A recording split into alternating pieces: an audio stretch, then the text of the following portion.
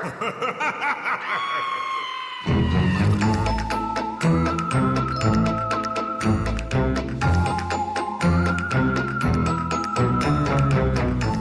to Horrors Yet Unseen, the podcast where we assign each other horror movies to watch and then talk about it so our spouses don't have to listen to us go on and on and on about scary stuff they don't like.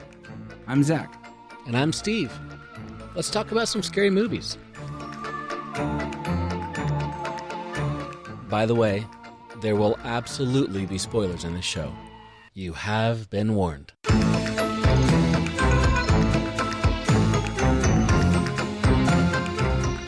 Yeah, I wanted to figure out what's the number of movies that you have seen so far, the number of movies that you have in your watch list, the number of movies that I have assigned you, and the number of movies that you don't have in your watch list.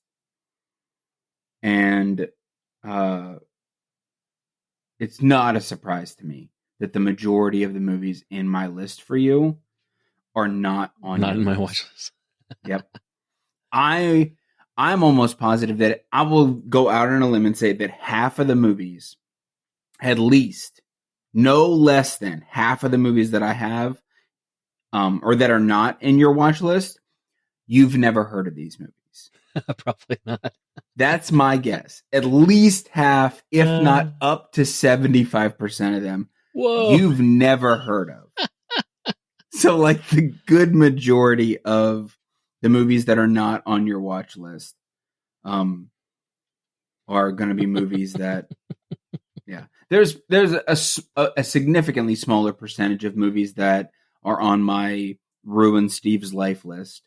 That does exist in my private letterbox. I like how you call it the Ruin Steve's Life list instead of like expand Steve's perspective list. No, it's actually called Ruin Steve's Life. That's the title of the. There are 9 films.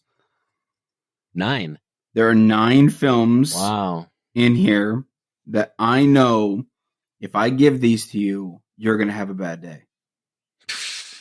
You're gonna at least really rethink doing this podcast with me.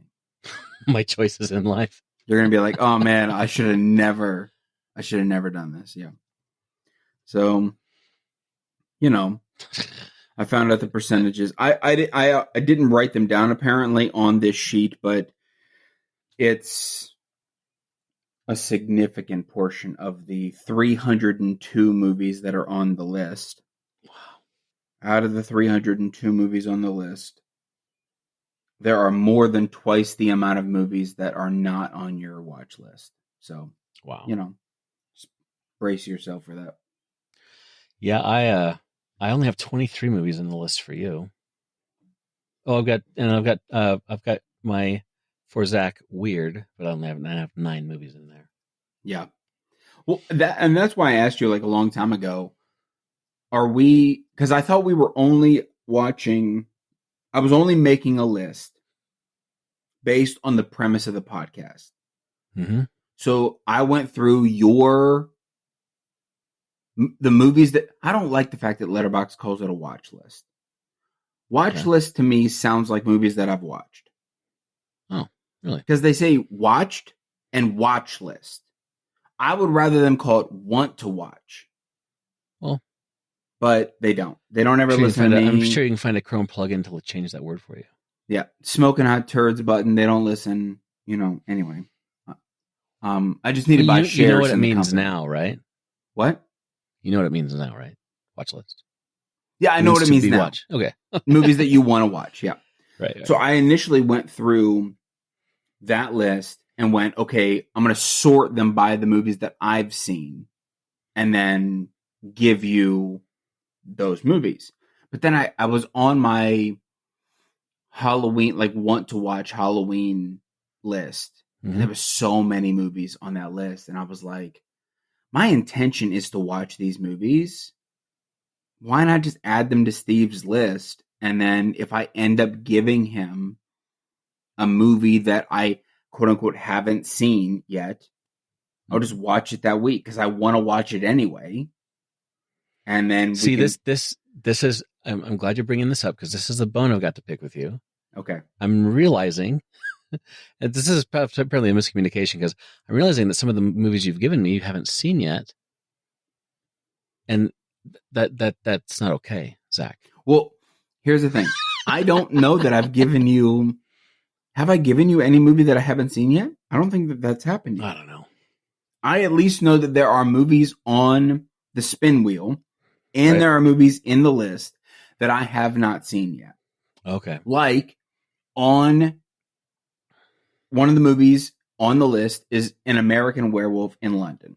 I have not seen that movie. It was on my Halloween watch list. I want to watch that movie. So if you get that movie, I'll just watch the movie that week. Sure. And honestly, that's fine. That wasn't really my big bone to pick with you. What is the bone to pick with me then? It's similar, but like I realized that, and it's a very small bone. It's like the bone in your ear, little tiny one. Please don't talk about my small bone. Self-deprecating joke. Boom, roasted. No, it's your Smoking Hot Turds.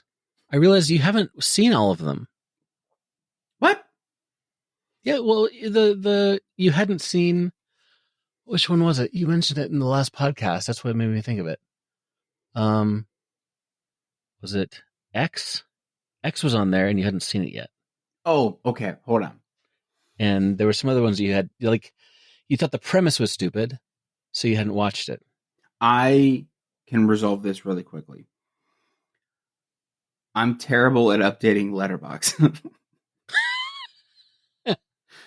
I don't think this is the first time that I've admitted this. Because does in my Smoking Hot Turds list on Letterboxd, it says that I've only watched 98% of the movies. So now I have to go through all these movies and mark them as watched because I have seen all of them. At least in order to qualify for a Smoking Hot Turd, I have to at least see half the movie. Oh, okay. I have to at least try to get through it. And I actually mean half. I don't mean like, well, I've started it in 15 minutes is really half. No, I mean actually halfway through the movie. I have to make a valiant effort to try to get through it. And if I can't, because it's just unwatchable, that's what also qualifies it to be a Smoking Hot Turd. So you have seen Invisible Man? So I have seen Invisible Man. Okay. I just haven't marked it down that I saw it because I was so upset about it that I didn't. I was like, get away from me. I don't want to. You're that upset? I want to kind of go through my Smoking Hot Turds list again and try to be open-minded. Unfortunately, the problem with being open-minded is I will have to subject myself to movies that I consider garbage. You have The French Dispatch in there? Oh, no, I mentioned it. Okay. I'm just looking at the list of the movies we mentioned in episode 8, Smoking Hot Turds. But just because it was mentioned doesn't mean it was on your list. Yeah. Yeah. Well, I officially unpick the bone. Sounds weird. No bones to pick. I mean, I appreciate it. We'll put a question mark at the end of that one. Yeah. So, moving Steve, on. what movies have you seen this week? Let me see. Zach? Since what day? What was this day? It's only been a week. It's not been 2 weeks. No, right. 19th. Let's see. Okay, I saw No One Gets Out Alive. Okay. Which, really good. As I wrote on my Letterboxd review that first movie in a while to actually scare me. No One Gets Out Alive. Is that a Shudder movie? It's on Netflix. It's made by the same folks who made The Ritual. No One Gets Out. Which is a great movie. Oh, okay. And it's pretty darn good. And I wrote in my review, bonus points if you can catch the reference to the movie The Ritual near the beginning. I said near the beginning. Near the beginning. And so like if you liked like The a Ritual, bodega robbery and like he gets smacked in the head with a wine bottle. Is it same scene? No. Oh, okay. It's on the radio, and it's just like in the radio in the background. It goes, 4 hikers lost in Norway have, no one knows what's happened to them. Oh, it's the same world, same universe. Yeah. Wow. Okay. Yeah. So it's pretty good. It's pretty cool. And then I saw The Wind, which how do you see the wind? No, that's just a bad dad joke. It's just, yeah. I saw the movie called The Wind, and it was weird, kind of creepy, but I don't know, it doesn't grab me much. And then I saw Bubba Hotep. Okay. Which is, I thought, okay, I wasn't really interested in it, and then I found out that it's Bruce Campbell playing an old Elvis who's in a nursing home, and people think he's not Elvis because he secretly switched himself with the real Elvis, with the fake Elvis, to live a life of peace and quiet. And like the guy who died was fake Elvis, anyway. But he's in a nursing home, and people are starting to be killed by this like mummy. It's what? And there's a black guy, his friend in there, and who's actually secretly JFK.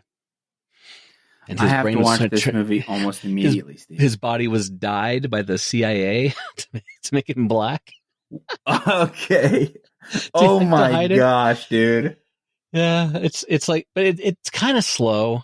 It's funny. It's definitely goofy, but it's a bit slow. I have to get a good rating, though. It sounds very much like a Bruce Campbell movie. Totally is. It's so far out. Jokes. Like it's so outrageously far out of left field. Yep. Like 100%. Left field is too close for to describe a Bruce Campbell movie. Yeah. It was funny. Yeah. Then I saw Creep and Creep 2. Have you ever seen those yet? Dude. No, Okay, very Steve, impressed. A little peek behind the curtain here. Mm-hmm.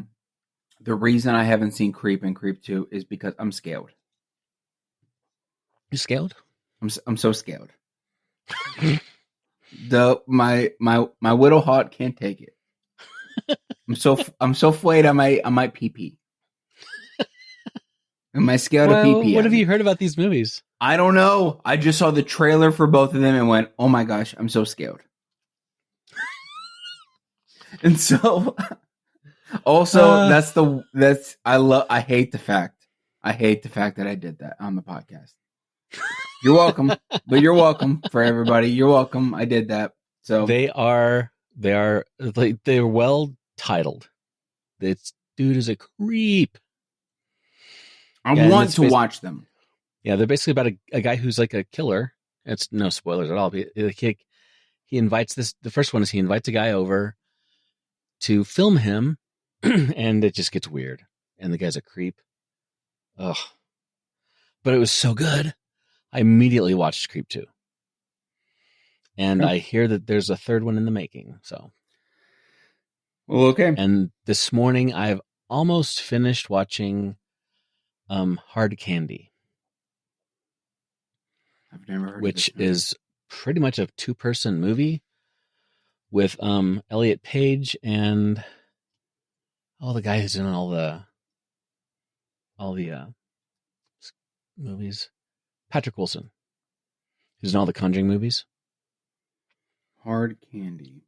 Yeah, he's like he's like a predator, like a child predator, and I don't want to watch. She's a child. She's a 14-year-old kid in the movie, and like traps him and like sort of a prevenge type of situation. But without the baby in the talking to her and stuff. But it's not really it's not considered a horror drama thriller, but creepy as heck. any child predator stuff, I just I'll be honest with you. It's why it's like a line that I can't cross. Like, I can't get behind it. It's part of the reason why I haven't seen The Black Phone. Like, I'm intrigued. I'm actually intrigued more by The Black Phone than I am by Hard Candy. Like, as soon as I'm like, Black Phone, I would watch it way over Hard Candy. Black Phone, I'd totally watch. I would recommend it. Yeah, neither of them.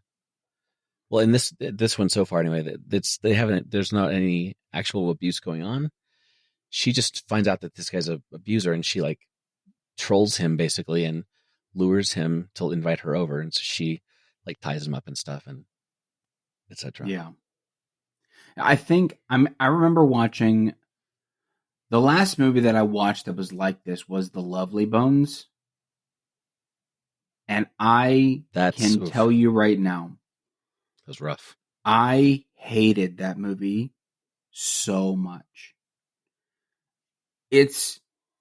I can watch a John Wayne Gacy documentary all day long. But for whatever reason, that movie, like, I don't know what it is. What is it about? Somebody maybe can explain this to me. I don't really know. Like, I love true crime docuseries, like documentaries and whatnot. Those are, I'm not going to say they're fun watches. I almost said that, but they're not fun. Interesting. I'm intriguing. Interested in the psychology behind what makes a person do that kind of stuff. But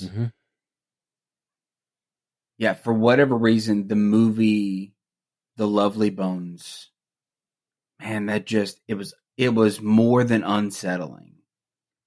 It was. Yeah, I read the book way before I saw them. I only saw the movie like last year, and the book was just devastating. Yeah. Not sure why I watched the movie. Well, yeah. Stanley Tucci, like, it also makes me hate the actors and actresses in a movie. Huh. Like, interesting. Yeah, why would they choose those parts? Why would you write that script? Like, I don't know. I'd want to stay away from playing those types of characters. Yeah. I don't know. Anyway, that's end my part on a high point there. Okay. Yep. Sorry, I forgot that it was your part. I was like, oh yeah, we're just I'm just taking a massive dump on well, I'll go and then you can take a massive dump on my part. No, okay. I'll see what I can do. Go ahead. You just be a massive bummer just like I was. I watched The Grand Budapest Hotel. Yes. I freaking love that movie. Absolutely. Dude. It's so quirky. It's so odd. It's so wonderful. I love that movie. I've not seen another Wes Anderson movie outside of The Fantastic Mr. Fox, but like I said last podcast, I think that Wes is. I'm gonna have to go through all of his films because, man, they're good. Yeah. I watched the movie Countdown, where these ding-dongs download an app called Countdown because it predicts your death. I almost watched that. It's a scarier version of Happy Death Day. Like, it's in the same... Okay, so it gave me Happy Death Day vibes. It's not Happy Death Day in the sense, like, Happy Death Day is more horror Groundhog Day, right? This is like, I don't know. Maybe it's not. I don't know. There was a vibe to it that was more Happy Death Day. I don't know how to articulate the way that I feel. My brain is. Is it a comedy at all? Nope. Okay. I don't know why I got Happy Death Day vibes, but I did. And then I watched Late Night with the Devil. because we were on that British podcast. Yep. And then The Others. I only watched 4 movies this week. I was really slacking off. In comparison, last time I watched 11. So that's true. That's a lot. I felt like I went too hard in the paint last time. Wait. Too hard in the paint? Dude, get with the times, bro. You and these, like, are these like Northeasterner like words that you're using? No, these are just general, like giving things the flowers. Who says that? I've never heard that before. You've never heard these phrases? That a couple times lately. No, I get what they mean. Do you? Too hard in the paint. I have no idea. All right, well, go to Urban Dictionary. Look it up. Okay? I don't have time to explain to your Gen X hind end what these things are. Okay. Also, it would make for riveting podcasting if you just went there and read it. So, like, it's going to explain it way better than I could, and it's going to be more colorful. It's like giving one's full effort. Yeah, there you go. See, that was not as colorful as I wanted it to be, but well, there's more to it. I'm not going to bore the people with this one, but well, still. Yeah, the goal is to work in as many as much Gen Z language as I possibly can into my day-to-day vernacular. Okay. That's the goal. Goal. Too hard in the paint's not Gen Z. Okay. Thank you for making me self-conscious about that. So, okay. Screw you, dude. Okay. I'm just here to make you feel better. Yeah, well, fantastic. I'm already feeling like crap today, so yay me. And I just said that to make you feel bad, so ha ha ha. Well, it didn't work. Okay, well, mission failed. Should we? Yeah, let's talk about some movies we had to watch. Yeah. Or got to watch. I think it is your turn to start us off, sir. Sweet. Okay. Cool. Okay, Steve, you gave me the movie The Others from 2001. Yep. And the year of our Lord, 2001. And I don't know, I just wanted to say that because it's funny to me. I feel like the year of our Lord is not something that you say like post 1600s. Well, you can say it if you use a really like jokey British accent. Got it. The year of our Lord, 2001. How's that go? What? Where was that energy yesterday? When we were on the You Run podcast. I was on too many sedatives, man. Oh, okay. Got it. The sedatives took out the British accent. Okay, I understand. Yeah. Okay.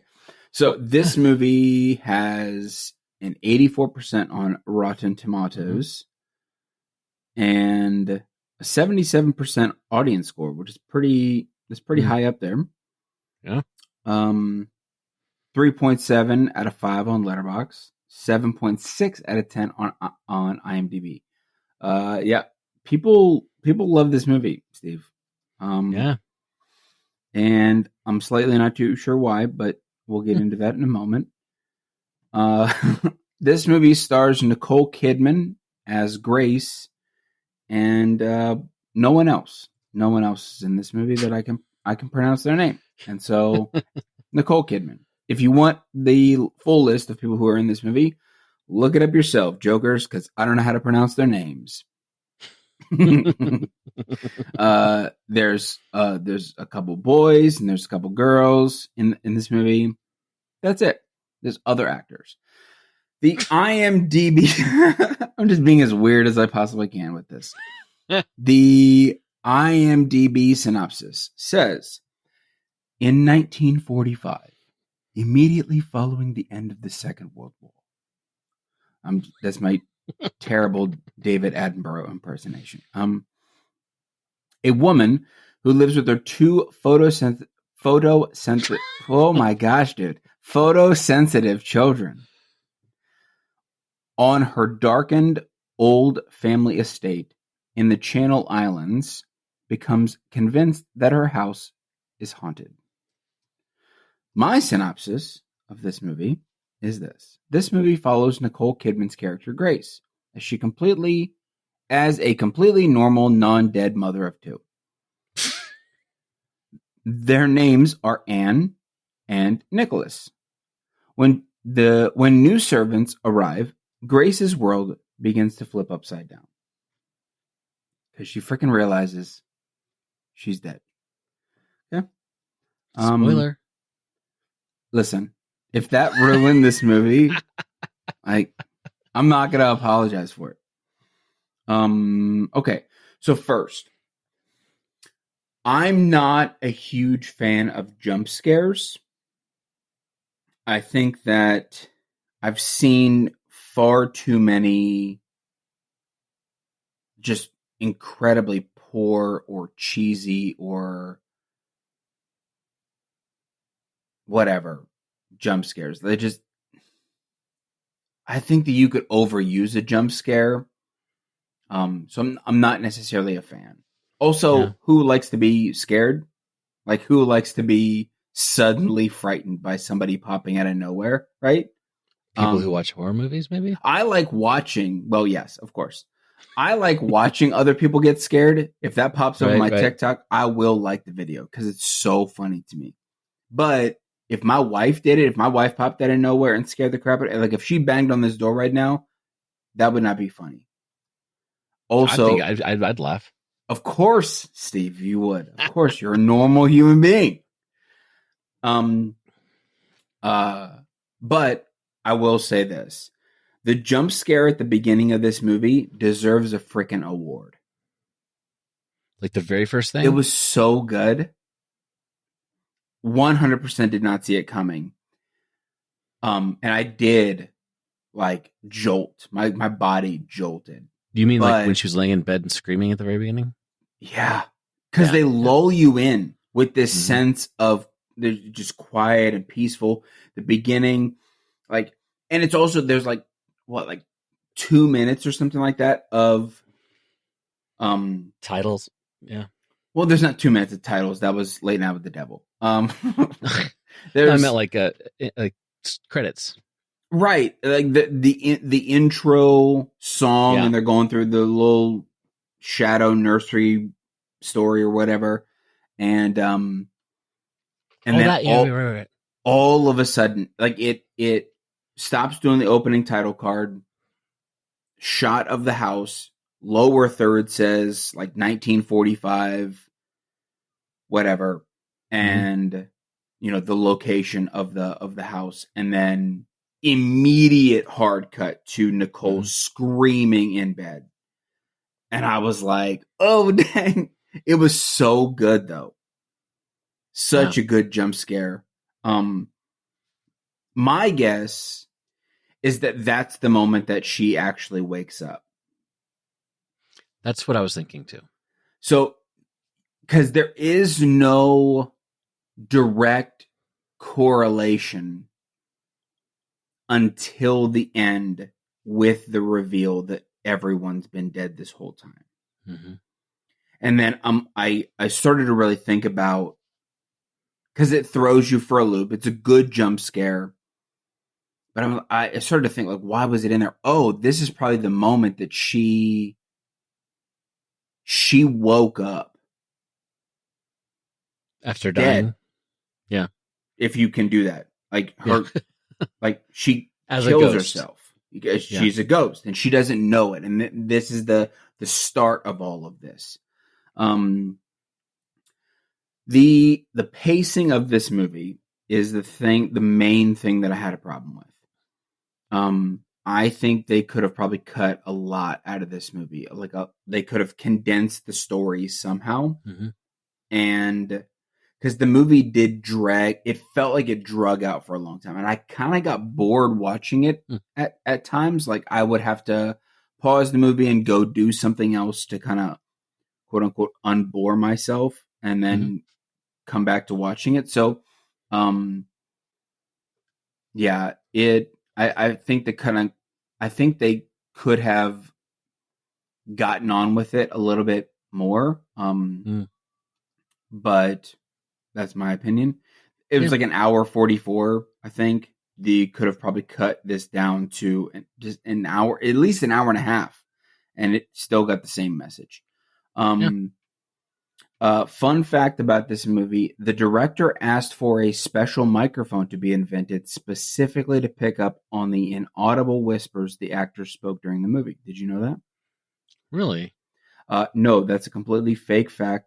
I'm not too sure. Sure.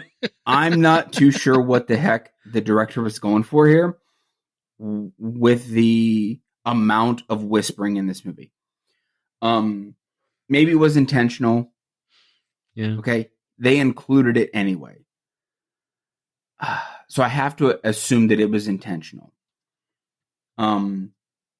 But everyone whispered in this movie. Until they didn't. Multiple times how quiet they had. They're like, "You gotta be quiet." Yeah, and it was unnecessary. The majority of the whispering was incredibly unnecessary. I'm not a fan of ASMR.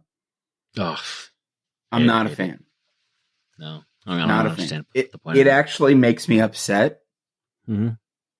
And like I'm completely like I have a completely adverse reaction to it. As soon as I hear it, I'm like, I don't want to shut it off.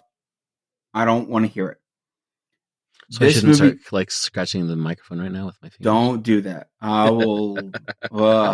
Dude, I'm getting like the freaking chills thinking about you doing that. That's sorry. No, you're fine.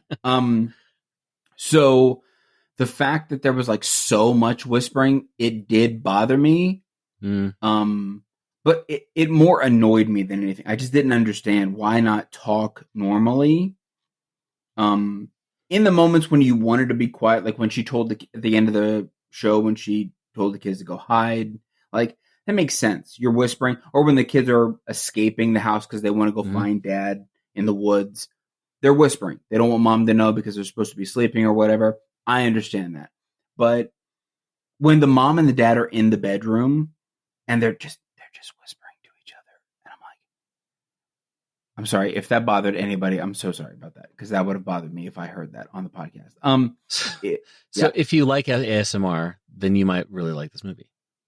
Maybe I would. If you like ASMR and horror, let's qualify that. Like not just ASMR. Yeah. So anyway, I'll get off that subject now because I feel like I've been talking about ASMR too much. That's okay. Okay. Well, that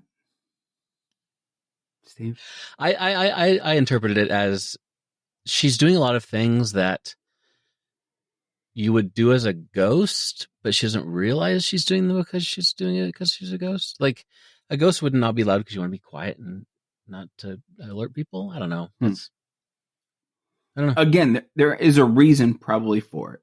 I'm just not too sure what it is. And there's also maybe a time and a place for it. And I'm okay with that.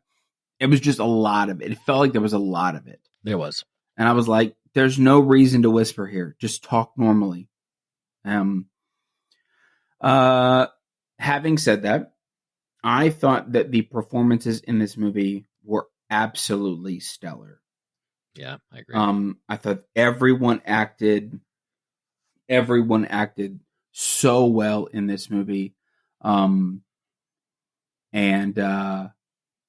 Yeah. So the big reveal. Let me break this down. The big reveal in this movie is that it's not actually 1945 like the opening says. Okay. No? I don't remember that. So it's been a while since I saw it. The big reveal is that everyone's actually dead. Right. Nicole Kidman, Anne, Nicholas, the dad, I forget what Charles, I think is his name. Yeah, the servants. And then all three servants are dead. They died, or the family died in 1945. The dad died fighting for England in France in World War II, 1945. The servants died in like 1811 from tuberculosis. But the big reveal is that, so I broke it down like this. One of the plot points in this movie is the intruders. Right. These people are portrayed as ghosts or other figures, other type figures in this movie. The others. Yeah, exactly. The others. Our perspective comes from following Grace and her children. In that sense, there are other people in this house that are causing tension between the kids and the mom, because the kids can kind of see them and talk to them and all this other kind of stuff. And the mom does not believe her kids. It causes huge tension, at least between the mom and the daughter, between Grace and Anne. The housekeepers then show up and continue to allude to the fact that they have information that things will change in a pretty drastic way, but in due time. Let's see. There's a bit of a red herring where we think that the intruders are the housekeepers. That's not true, though. The housekeepers are also dead. So basically, this movie actually takes place in quote unquote modern time, 2001. I'm assuming. Sure. Some sort of modern time. Not 1945 at least. And the current people who are going to buy the house or have already maybe bought the house invite these spiritualists to the house to perform a seance wherein the big giant reveal is Nicole Kidman lost her mind. I'm going to assume because she found out that her husband died. It's kind of the vibe. That's the vibe that I'm getting, is that she found out her husband died. She kind of loses her mind a little bit. Yeah, I think it's kind of get the vibe she's a bit crazy and like on the edge anyway. Right. She did say at one point that she feels like she's losing connection with the world. Right. And that may just simply be the fact that she's a freaking ghost and she doesn't know it. But also she's very particular and very strict and, very strict. Yes. Yeah. So, but that's my assumption. My assumption is that she finds out that her husband is dead. She kind of goes a little crazy. I don't know whether she killed the servants or she actually sent them away. Because there is a subplot of this movie that the former servants up and vanished. I think that was because she died and she couldn't see them anymore. That makes complete sense. Yes. And so she thought they're gone. They just vanished. Just vanished. Yeah. So my guess is that she finds out that her husband has died in the war. Sometime later, loses her mind from going cabin fever, going stir crazy, whatever, or just the emotional drama of losing a loved one. Kills the children, smothers the children, shoots herself, and then the movie picks up from there. Yep. That's my guess. So she's been a ghost in that place for like 60 years? Right. You didn't realize it? Wow. Never put that together. I liked the aspect of the other servants kind of coming along, the ones that died of tuberculosis. Them kind of coming along to almost usher her into the afterlife. I don't know if I'm interpreting that correctly. That's the way that I interpret it, is that because they just all of a sudden are there. And she puts this letter out for the newspaper, which doesn't get to the newspaper. But they show up. She's dead. But they just show up. Right. and they said we were servants of this house like a long time ago, or whatever the case is. Right. I interpreted them being there and them having this intimate knowledge that this family is actually dead as they're going to help them come to terms with what's really going on, and that they're not there to do them harm. This is where the red herring comes into play, because at one point the kids and the mom realize that the servants are dead. Right. And so you think, oh, well, they're the ones who are the intruders. They're the ghosts. They're the ones who are causing the havoc, right? Mm-hmm. That's not the case. So I'm going to give this movie a 4.2 out of 5. Oh, no. Good. The pacing being too slow kind of brought this movie down a bit for me. It was because I kind of got bored watching it. And that could just simply be my own personal emotional state, or the fact that this movie just drug on for, it's admittedly a bit slow, and lots of quiet, Yeah, I just, like I said, I just kind of got a little bored, and that took this movie down. If I'm really rating it outside of that, I'm at least going to bump it up to a 4.5 max. It was a decent movie. I wouldn't overly call this movie a horror movie. I'd call this movie a drama/thriller. But ghosts are involved, so it's a horror. Right? But ghosts are involved, so it's a horror, right? So, I didn't hate the movie.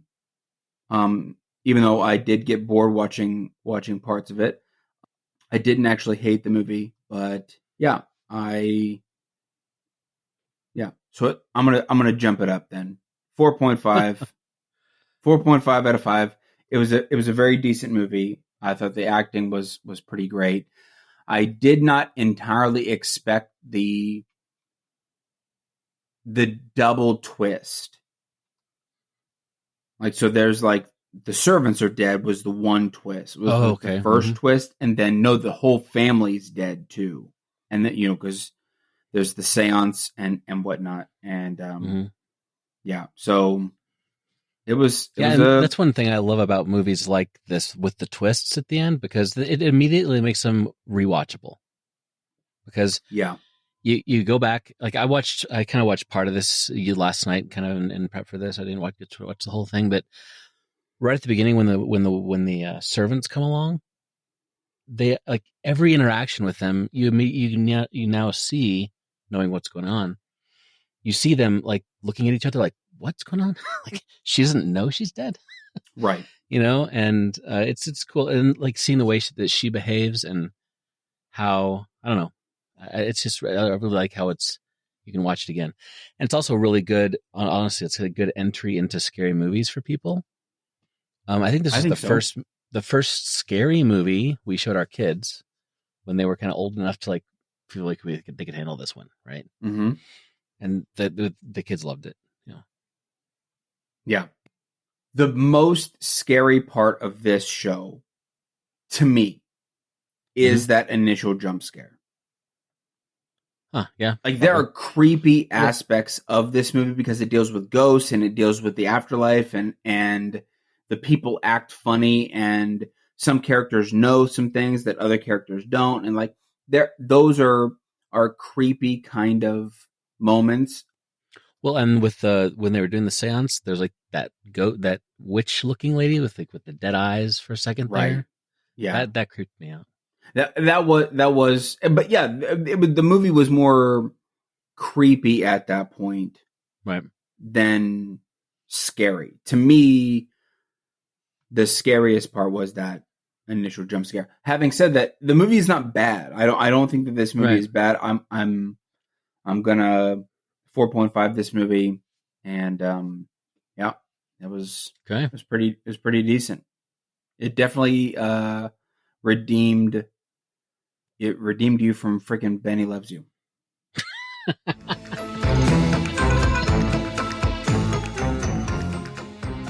So, speaking of bad movies, Steve, I assigned you a movie. You did indeed. I would like to talk about this movie with you. If one can call it a movie. Yes, because now here's the deal. I did put this movie on my watch list or on your list. Right. And it was in the spinner. So I wanted to give you Godzilla -1. We tried. And I laughed out loud when I was sitting on the couch and you text me, "Hey man, I don't think I'm going to be able to watch this movie because it's not available in the US yet." And which is crazy to me. Yeah. I want to know what the heck is going on. Who do I got to talk to? Release Godzilla -1. I wasn't in the mood to break any, international laws. So, yes, I understand. I still want to know what the difference is between piracy and having a VPN because they feel very similar. Okay, but I digress. And the juxtaposition between these two movies, because one, I was so excited for you to watch Godzilla -1. It's such a good movie. And then I spin the wheel, and it lands on the devil inside, and I laughed for almost a full minute because I was like, "He's gonna hate this. He's gonna hate this." He would have loved it. He would have loved it, but freaking, I don't know who to talk to about it. The studio, the entire country of Japan. I think you should talk to yourself for putting it in the spinner to begin with. No, I'm talking about Godzilla -1. You have to watch this movie. I will eventually, but I had to spend 2 hours watching this one. Yes. So let's talk about it, Steve. All right, so there's this movie that Zach gave a whole star to on Letterboxd. A whole star? That's a slip of the finger. This should be a smoking hot turd. I'm going to correct that right now. All right. The Letterboxd summary says, it's from 2012, by the way. It says, "No soul is safe. In Italy, a woman becomes involved in a series of unauthorized exorcisms during her mission to discover what happened to her mother, who had allegedly murdered 3 people during her own exorcism." So, this movie, it doesn't get really good reviews, surprisingly. Is it really that surprising? IMDb says that's 4.2 out of 10, which is, to me, that's high. Rotten Tomatoes, 6%. And an audience score of 22%. Metacritic, 18%. And Letterboxd, it's 1.9 out of 5. Some 898 people gave it 5 stars. That seems like trolls to me. Yeah, like reverse trolls. Oh, what to say about this movie, Zach?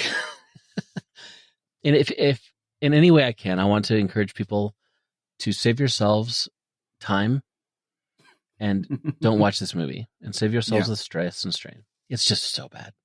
I think part of the reason, after I kind of scrubbed through it again, I couldn't watch it twice, but I kind of scrubbed through it again to kind of remind myself what's going on. It's part of the frustration with this movie. I think the reason I feel it's so bad is it could have been good. It's not that it was inherently a dumb idea. I mean, we've talked about this. I'm not a massive fan of the Catholic possession movies. Okay, they're all the same. Latin saves the day. You always have the same tropes of somebody who seems to be like a nice innocent person is screaming and cussing and being vile. The demon knows things about the people in the room, speaking in the voices of other people and of demons, and floating and all this weird stuff. It's all the same, every one of them. But the only difference that there is with them is that the story behind them. And this one actually did have a story that was a little bit different. I haven't seen one where the mom is the one who's possessed, and trying quite the same. I mean, that's a little bit like in The Conjuring, I guess, but one of these old like Italian Catholic ones that's not this way. But Mm-hmm. And so the way it's set up, it's found footage, by the way, which does not help it. And the new innovation with this one, and maybe it's not new because I haven't seen tons of possession movies, is the idea of demonic transference. Okay. Where like a demon can quickly jump from one body to the other. And I know that's been in others, but they really bank on it here.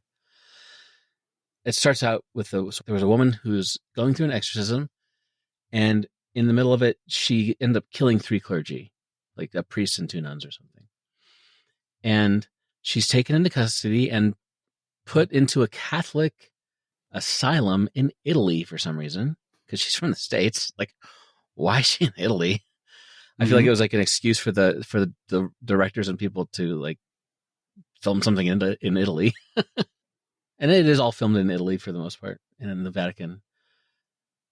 So 20 years later, her daughter, Isabella, finds out that her mom's exorcism was never properly authorized by the Catholic Church, because the Catholic Church thinks that she just has dissociative identity disorder, like multiple personalities. Okay. They're like, you don't have a demon, you're just crazy. So she goes all the way to Italy to see her mom, who's still alive, and she goes to like the exorcism school for some reason. It never really explains why. Like, why would you go to the school of exorcism? I guess she wants to learn how to do it. I don't know. But she hooks up at the kind of meets up with a couple guys who are priests in training at the exorcism place, and they are like undercover exorcists who like do the exorcisms that nobody else will do, because we know that for sure that they're actually possessed. They're not crazy. And there's this whole like science versus faith thing, and they think that people are possessed, and the Catholic Church is increasingly becoming more scientific. So it's like, no, people are just crazy. So they go, and she goes and sees her mom, who seems kind of out of her mind, but she's also obviously crazy and obviously possessed. So she gets her 2 buddies. Oh, by the way, in the meantime, her buddies take her to another unauthorized exorcism with. I looked it up. They hired a contortionist for this one, and this was like legitimately kind of disturbing because you've mentioned this before. I think in the Smoke on a Turds thing, Zach, about how you do not like the disfigured person thing and like the bending over backwards and contortionist stuff. I'm not a fan. It's just creepy. It's just weird. I mean, that's in the whole general point. I'm not a fan in general of it. Your spine should not go that way. Right. And the gal that they have playing it, this, honestly, very, very creepy scene. So more power to him. I don't remember how that one ends, but then they go and somehow convince the people to let them see her mother alone in the medical wing of the asylum. Like, they shut the doors and let her be there by themselves. And they hook up all these cameras and hook her to like the heart rate machine. And it goes like you would expect an exorcism to go, with like I said before, with all the tropes, screaming and the cussing and the flying across the room. And they get home. And after the thing doesn't go well, and one of the priests realizes she's got 4 demons in her. And they and one of the guys, unbeknownst to all of them, has taken upon himself at least one of these demons during the whole process. And he kind of goes crazy. And as he's baptizing a baby at church, by the way, in Rome, in English for some reason, which would not be happening, he goes to baptize this baby and starts like holds the baby under the water and starting to drown it. And so everybody freaks out. He's under investigation, I guess, and he goes home. But later that night, he kind of loses his mind. They call the police. He steals a gun from the police, and then he shoots himself in the head. And that was disturbing. Isabella, the daughter, seems to get hurt in this whole process. They take her to the hospital. Turns out she's possessed. She ends up killing somebody in the hospital and bending backwards and, cracking her back, and they pull her lip down, and there's an upside down cross in her lip. For sure she's, possessed. So they throw her in the car and start driving away. And then suddenly the driver, one of her friends, gets possessed along the way, and he unbuckles his seatbelt and just stares out into the front and runs and head on into a car. End of movie. End of movie. What the heck? Yep. Stupid. So,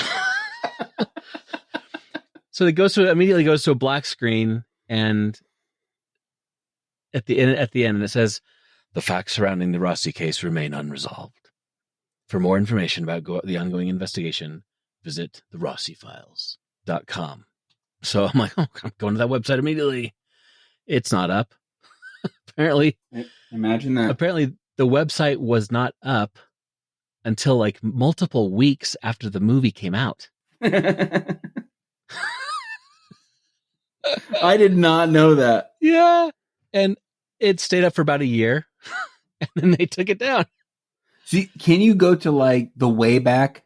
Yeah, I did exactly what I did. I went to the Wayback Machine, pulled it up, and it is hilariously bad, Zach. It's so what's worse, this movie or the website? It's all one thing. Because the website, and apparently the marketing also, all of the marketing, not just the website, the marketing, but it was all centered around trying to make people think that this was a real thing. That was kind of the thing back, especially when found footage became kind of more of a bigger deal. Mm-hmm. I think it would happen with Blair Witch, when many people legitimately thought that that was a real video. Yeah, because it was really well done. The Blair Witch Project back in like 98, 99, and yeah. So that became a thing that's like, if we can convince people that this is a really thing that really happened, it'll be better. And at the beginning of this movie, it says things like the Vatican did not authorize video of this stuff, and the marketing was like that the movie the Vatican doesn't want you to see, and all this stuff, and the Vatican's like, whatever. Yeah. But the website's all about that. It's like it sets it up as part of an actual investigation. It shows real looking newspaper articles and things like that. And there's a section that's like, join the exorcism discussion group. So you go to that website and discuss the case with others. That's what it was. Discuss the case with others. And there are a bunch of so obviously planted comments. Like, well, I know exorcisms are not fake, so there must be demonic forms in the world. And somebody's like, how do you know? I believe that demons are real, but I can't decide if this movie is real or fake. Any idea what will help me be a believer? Yeah. She had 4 demons inside. That has to be so powerful. Is she still alive? I mean, it's like all these are so obviously planted, and until you get to the like pretty far down, and people are like, "This is a stupid movie." Yeah. This movie made me vomit uncontrollably in a good way. in a good way. Yeah. Oh boy. So it's got links to like stuff about the exorcism in the Vatican and all this kind of stuff. It's like they tried, Zach. They tried. So yeah. like I was saying earlier, the frustrating part of this movie was not that the story was bad. They could have done something good with it, but they apparently they kind of rushed this out because they wanted to jump on the success of the Paranormal Activity movie, which was a big deal, found footage thing. And apparently they actually created a separate studio business, and that was going to be like their found footage horror stuff. And that didn't really work out. And apparently the that studio, I forget the name of it, but it like they now like produce music videos for artists. It was this movie was so immediately hated and made fun of that. I mean, the acting is really questionable. The pacing is bad. The writing is bad, and the found footageness of it is not great. And they didn't even allow critics to see this movie before it came out. That's they had zero screenings. Yeah. Zero critic screenings. And it cost $1 million to make. And of course, it pulled in like $103 million. So, studio success. But and they probably would have made another one, except for the fact that it was so hated. So it's like the first 2 days of the movie, or the first 2 weekends were great. But after that, nothing. Not only, I mean, I've complained about the possession aspects of it just being overly overdone. Nothing really new with this one. And they kind of overused the demonic transference thing. It's like everybody's jumping into bodies and stuff. And also, it's the curse of the found footage. For some reason, there's so much found footage stuff is bad in my mind. I mean, I said this all the time, but it tends to lead to lame acting and kind of minimal direction and confusing shots and a disjointed story.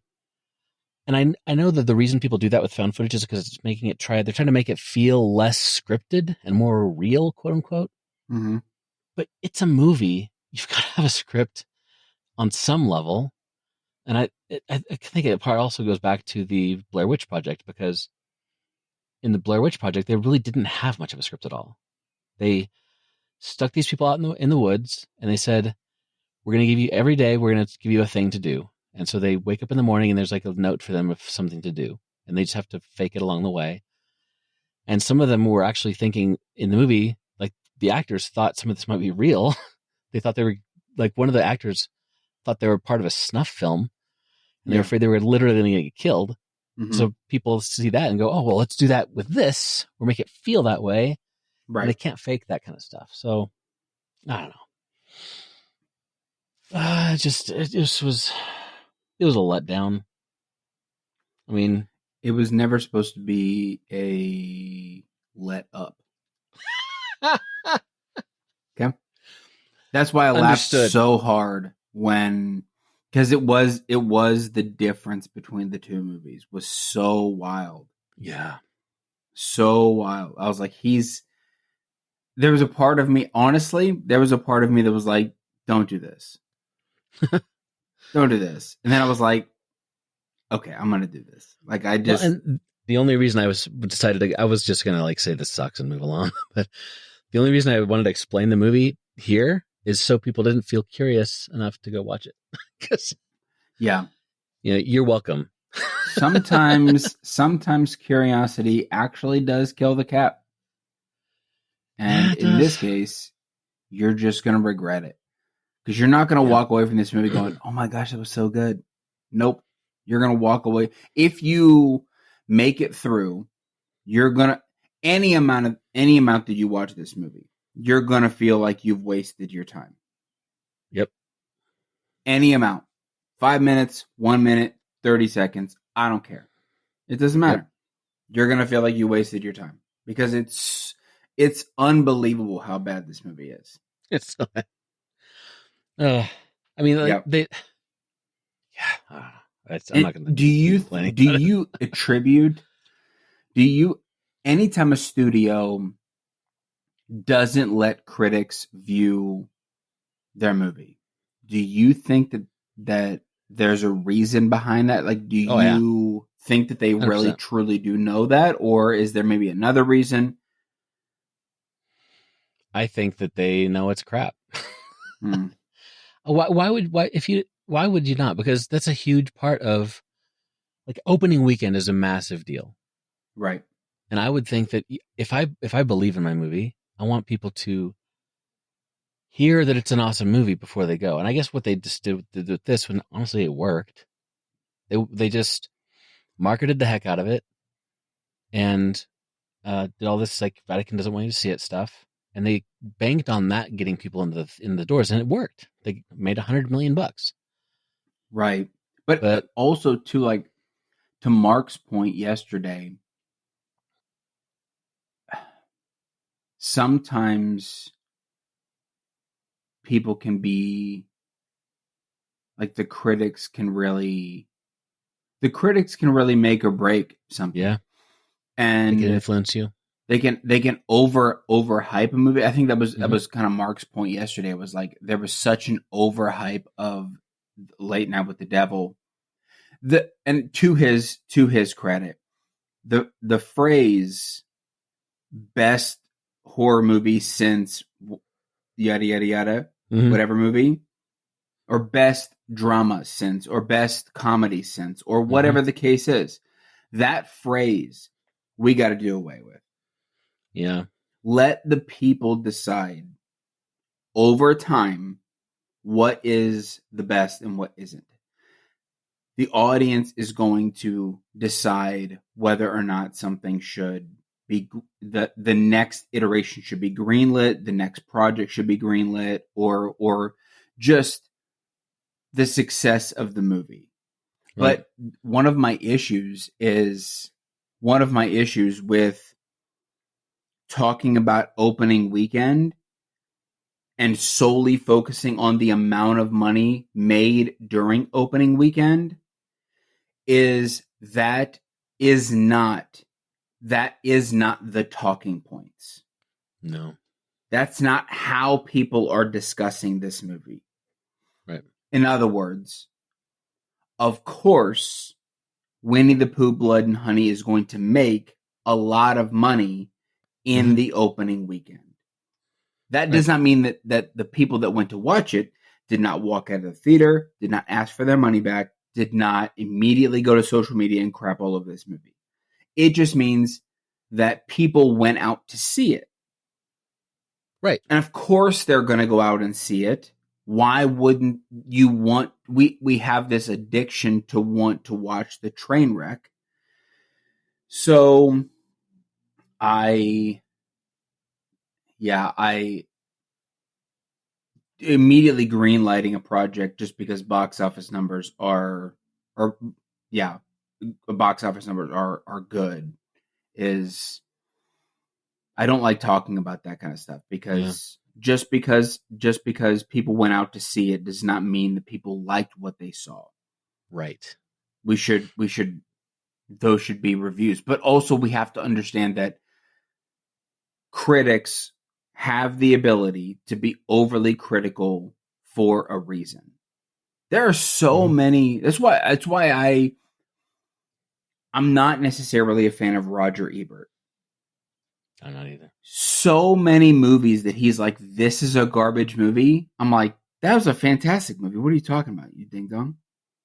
People are listening to this guy. People are they're making their movie decisions based off this freaking turd. Like, what the heck is this? And he just, it felt very much like a lot of the time critics like Roger Ebert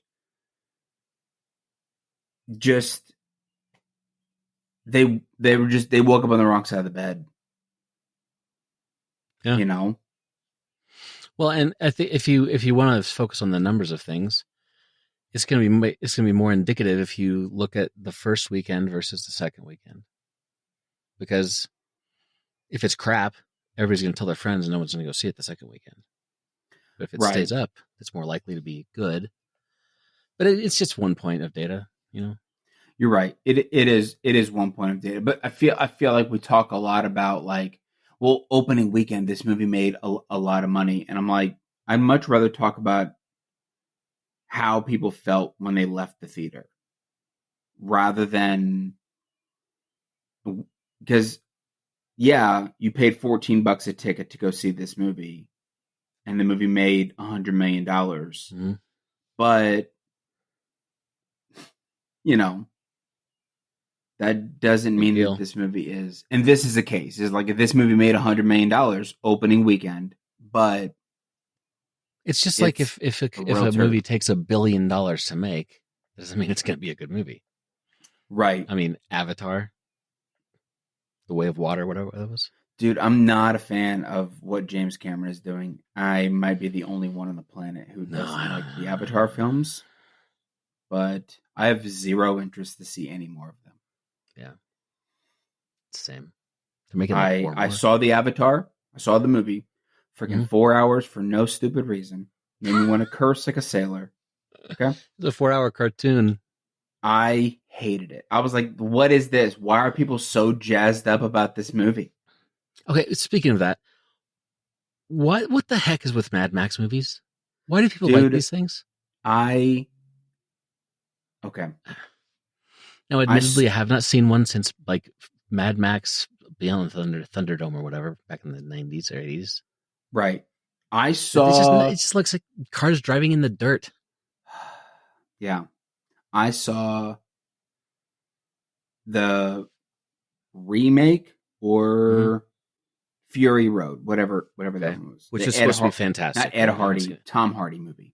Right, I haven't seen it yet. Right. And I was like, I mean, this is cool. Mm-hmm. I guess.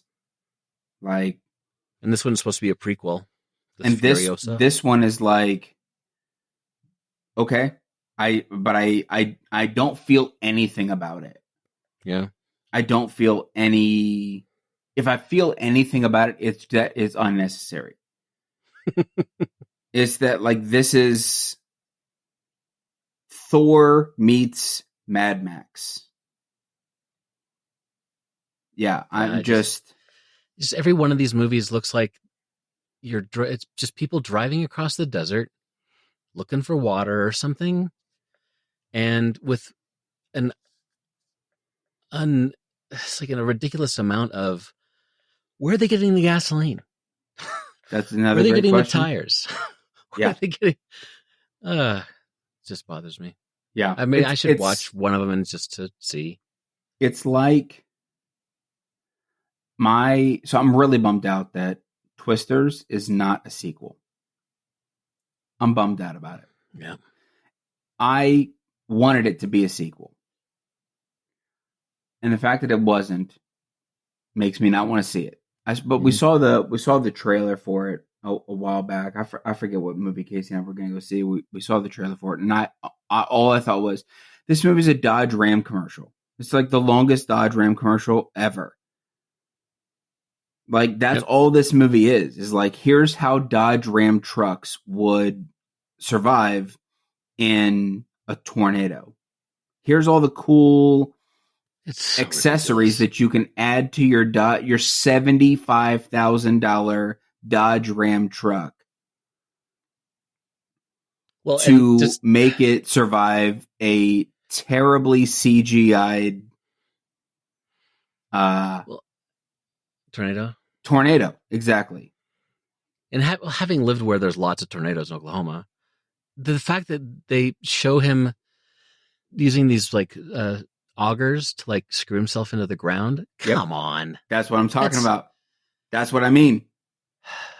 Is that you basically like you combined zombie how do I want to say this? Like oh man, that's not a word. I can't even say it in my head. Like you zombie proofed your truck, right? But then you also, because you put a roll cage on the outside of your truck, okay? That's dumb. I'm just going to say it out loud. That's dumb. Yep. But I didn't feel this way about the first one. That was the thing. And it was probably because I was just a kid. Yeah. And it was a cool movie. But I also very much want to find out what actual Oklahomans think about Twisters. Yeah. I want to find out. Yeah. We'll find out. You're my only connection to that. So if you know anybody in Oklahoma. Is the movie out yet? I don't know the answer to that because I don't care enough about knowing.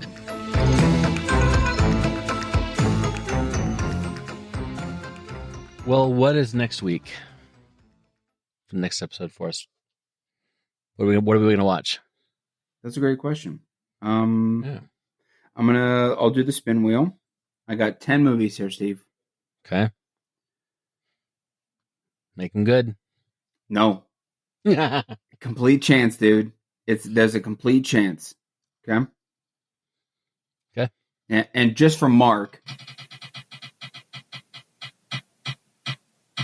don't know if you can hear that at all. I actually do spin a spin wheel. What app are you using? It's called Spin the Wheel. Whoa. Yeah. Took a while to think of that one. Yeah. It's just called Spin the Wheel. Okay. All right, Steve. You're going to be getting What the is it? movie Jason X. I mean, yay! Yeah, this is Jason in the future. It's Jason in the future. Yeah. So I don't know if you need to do any prep for this by watching any of the. I think you have enough Friday the 13th knowledge, having not finished the whole franchise. Oh, great! This is another 1 star from you. This is exciting. Yes. Wait. Yes. Yes. There are. I am. Even though I don't have a high opinion of this movie, I am as curious about what you think about this movie as I am about Godzilla -1. Like, I am excited for you to see this. Yeah, I'm gonna stop talking about it because I fear that I'm gonna give some things away. So yes, Jason X is what you will be watching. I'm not too sure what platforms that is on. It's not showing any place. Well, streaming is if you have Apple TV and Showtime. Yeah, it doesn't look like it's streaming anywhere, so you might have to rent this one. Yeah, that's fine. Your local Redbox might have it. Maybe. Or my local, Apple TV. Or your local Apple TV will have this. Or yes. Amazon.com. The reason why I'm saying that is because I kind of wanted to start including where people could possibly watch these movies. Sure. Yeah. You could also just Google it and then just go to where to watch and right. Bada bing, bada boom. So, okay. Well, I've got one for you. Great. In the quote unquote folk horror genre, subgenre. I've wanted to watch that documentary, by the way, on Shudder that you recommend. Oh yeah. I mean, it's really long. Yeah, well, but yeah, you should watch part of it. Yeah, and don't watch this if you have a headache. You'll find out why. No spoilers. It's called Apostle, 2018, directed by Gareth Evans, and it's on Netflix only, I think. Apostle. Mm-hmm. Don't watch this movie if I have a headache. Okay, Apostle. I know 100% nothing about this movie. It's starring Dan Stevens. Dan Stevens is a guy. It's not rated, it says. It's completely unrated. Well, it should be rated R. I assume it's a horror movie. It's not going to be rated G. Right. Cool. As if you needed any more cult stuff in your life, but there you go. Yes. Cult related. I'm all down for the cult stuff. I didn't get to bring this up yesterday, but I was very excited that they talked about the Bohemian Grove in. Yeah. Because I'm a conspiracy nut. Like, I enjoy watching people lose their minds to completely crap conspiracy theories. That's fun to me. It's becoming more of a thing. So yeah, just the slow degradation of the world. Right. I mean, it's fun to watch, right? It's fun. It's just fun to watch people slowly lose their mind and also be genuinely excited about telling you how flat the earth is. I'm calling you dudes out. The earth is not flat. Suck it. Well, I'm going hard in the paint. I'm hard in the paint about it, Steve. Hard in the paint. I'm hard in the paint about it. Earth is not flat. It's a rectangle, and everyone knows that. Whoa. He just opened up a can. Also, there is no moon. The moon is fake. Prove it. Exactly. Exactly. We're all in a simulation made up by Elon Musk. No, I'm not gonna. I don't. Okay, we could go on and on and on. We should just end the episode. I feel myself being drawn into this, and I can't do it. We got to shut it down. Okay, episode ends now. Yeah, we'll have a bonus episode where we talk about conspiracy theories, and I just lose my mind. Okay. All right. See you later. Okay. See ya. All right, listeners, that's a wrap for another episode of Horrors Yet Unseen. Thanks for joining us. And we'd love for you to become part of the conversation. Just drop us a voicemail at 1-216-202-5495 or email us at horrorsyetonunseen@gmail.com. And keep up with the latest by following us on Instagram. That handle is at horrorsyetonunseenpod. We'd also appreciate it if you like and review our show on Apple Podcasts or Spotify. Your support means a lot to us. See you next time.